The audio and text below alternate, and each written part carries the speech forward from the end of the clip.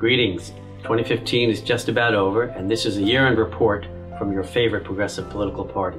The WFP stepped onto the national stage this year, membership from coast to coast. Too many wins to mention, but I'll highlight just a few. In Chicago, United Working Families led the fight against Rahm Emanuel, Mayor 1%, a corporate Democrat if there ever were one. He's still mayor, but Chuy Garcia and UWF gave him the fight of his life. The Progressive Caucus on the council has emerged stronger than ever. Meanwhile, in Connecticut and New York, the first two legislators elected solely on the Working Families Party line. We've helped elect a lot of progressive Democrats over the years, and we'll keep doing that. But this is something special. Now, in addition to Democrats and Republicans, state legislatures in Hartford and Albany each have a proud member of the Working Families Party. In Philadelphia, we helped elect Jim Kenney in the mayor's race against the big money hedge fund boys who spent $7 million against him. In Ferguson, Missouri, we helped two grassroots local organizations enter city politics for the first time in the wake of Mike Brown's death there.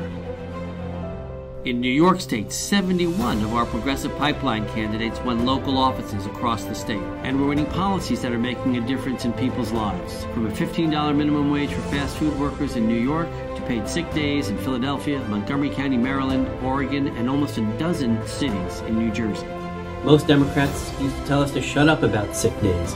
Now it's in everybody's platform. New Working Families Party state organizations got off the ground in 2015 in Wisconsin and Rhode Island, with more on track to start in 2016. But as exciting and important as those wins are, we've always prided ourselves at the Working Families Party on telling the truth. And the truth is, there's some bad stuff going on in our country right now. Consider the rise of Donald Trump. He'll be in the dustbin of history soon enough, but his impact and his legacy are real.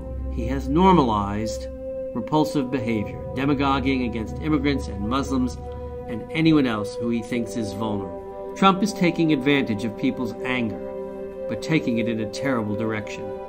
Of course, people are right to be angry, not for the reasons Trump talks about, but for the real reasons. People are right to be angry at corporations in Wall Street, executives who hollow out the economy and line their own pockets and buy off politicians to help them do it.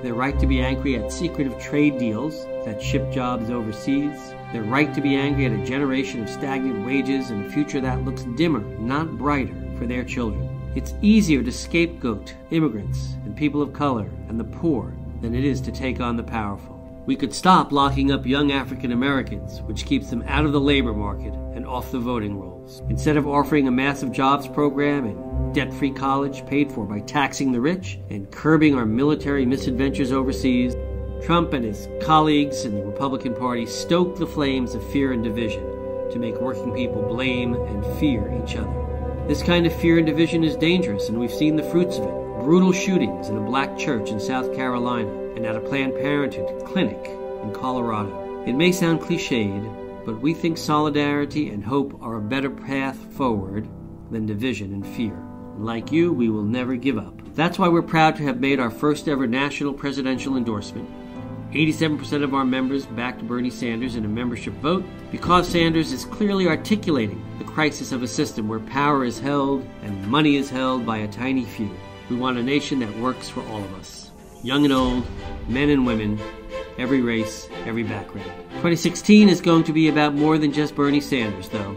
As he has himself said, we need nothing less than a political revolution. The Working Families Party will be launching some of our boldest campaigns yet on voting rights, on climate change, on inequality, because to win them, we don't just need a president. We need to elect thousands of candidates up and down the ballot, progressive leaders who will truly fight for a society of decency and justice. Maybe one of those candidates is you, watching this video. That's the work we need to do in 2016 and 17 and 18 and beyond. It won't happen overnight, but I guarantee it will happen, because I believe that you, the members of the Working Families Party, are the key to making it happen. Nothing gets organized by itself. It takes people, ideas, and of course money. So I'm asking you to contribute $10, $20, $50, whatever you can afford. But before you hit submit, I ask that you also consider whether you can contribute on a monthly basis. Monthly donors are the lifeblood of the organization, It helps us plan, it helps us take our work to new levels.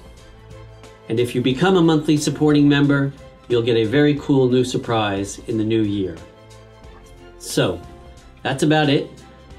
From the bottom of my heart and on behalf of the staff and the board of the Working Families Party, thank you, and here's to a prosperous and peaceful new year.